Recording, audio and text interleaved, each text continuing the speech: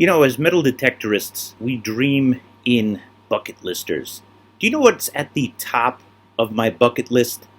$1 million in clad, or at least started by clad.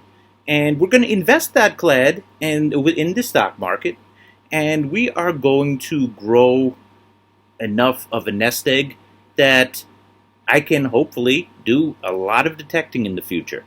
That's the goal of this series, becoming a millionaire metal detecting. And I figured out the math behind it. If you take 40 years, if you take $2,000 per year at 10% interest, you are going to get very close to $1 million. And with those numbers in mind, I'm trying to speed that process up, whether it be through getting good returns, through an investment, getting a little bit extra clad. But this month, I did something a little bit different. I reinvested some of the clad. I invested in something bloody British, the James Bond detector, the XP Deus, or as we say in the United States, the XP Deuce. Last month was a record month for earnings, for subscriber growth for my channel. And in order to really build a great channel, I think you have to reinvest. And instead of putting the entire, I got $600 last month in earnings. Instead of putting the $600 into the stock market, I took that amount and I put it towards the Deus. I bought, I spent the other $400 too. It was about $1,060 or so.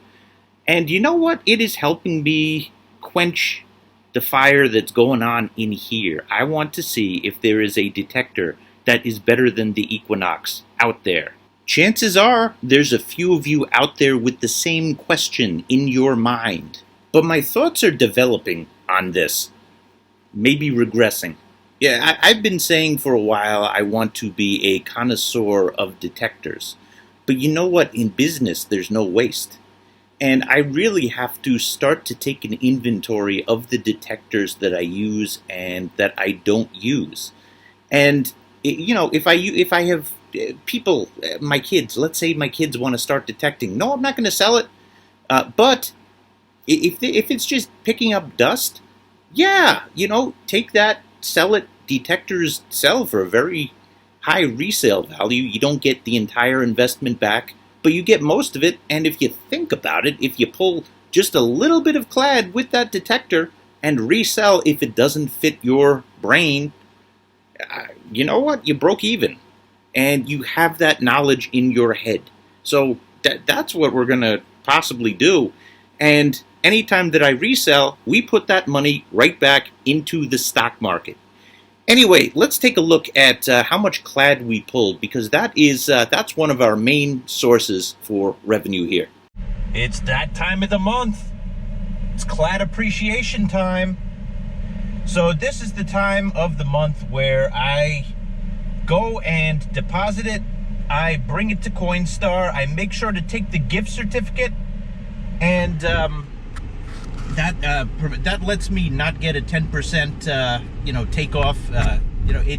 We get an Amazon gift certificate, and my wife gets that. I take that same amount and I put it into the stock market. So I think we got about $100 this month. Let's see where we stand. All right, trick is to choose an e-gift card. What just happened? I didn't press anything. Back. Choose an e-gift card.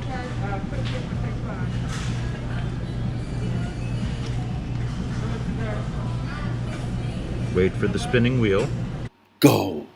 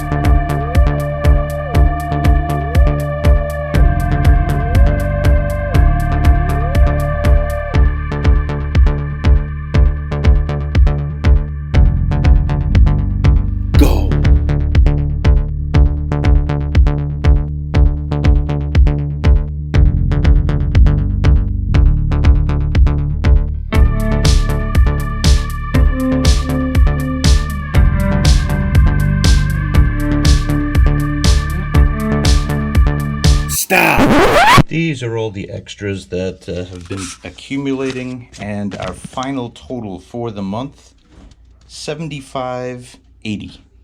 Okay, that kind of sucks. I was in a much more dire situation last year with the clad, and I decided to go for the $1,000 goal, which I'm going for again. But yeah, I'm gonna have to pull more than $100 per month for the rest of the year. Let's get the exact numbers. Oh man, so far for the year we have pulled $384.54, and we have 6 months left. Okay, so that means that we have a $1,000 goal, and we've got this much. We have $615.46 to go. If you divide that by 6, that is $102.57 that I need to pull each month. Sweet mother of pearl. You know what this means? This means that all of the going for silver that I've done, which requires a very slow swing with the equinox, it is eating into the clad that I find. I think that less people are dropping this year because of COVID, but I think that I've detected more hours this year than last year, at least to this point. And yes, I'm ahead of last year's pace, but good God, at the end of the year, oh, I had to pull like $150 per month. I think in December I pulled $200 that month. And we got to fill that box too. So something's got to give here. I'm going to have to really rethink this. All right, so next category, metal scrap revenue. I'm not scrapping this month. I'm yet to find a scrap yard that doesn't rip me off. Maybe it's just that the prices are so low for the precious metals right now, but you know what? Think like an investor. Hold on to them. If there's a crash, then you bring it in. So we're holding on to the scrap. I have a ton of it. So we're going to put a 0 here. So the fastest growing form of revenue that I have going for me now is affiliate. So I'm a Calico affiliate, meaning that if you click on the link down in the video description of my video, it will lead you to Calico, and if you buy something from Calico, it keeps a cookie on your computer for like 30 days or something like that, and if you buy something from Calico, I get a kickback from that. So people have done that, people have clicked that link, and from Calico specifically, I got $65.20, and I also signed up to be an Amazon affiliate, and over the past month, the last 30 days, I have gained $10.46. So that means for affiliate revenue, we can put in $75.66, and that brings our total to the month to $151.46. Now let's count channel revenue. All right, YouTube left me a nice message, or their computers did. Your hard work paid off. Publishing more videos contributed to your channel getting more views than usual. I was up 435 subscribers. This was the second best showing in terms of views in the last calendar year. May was my best month by far. But this month, last month, which is June, I got 435 new subscribers. It wasn't quite the more than 1,000 that I got in May, but very happy with that. And channel revenue is $270.07. So we can add that to the spreadsheet.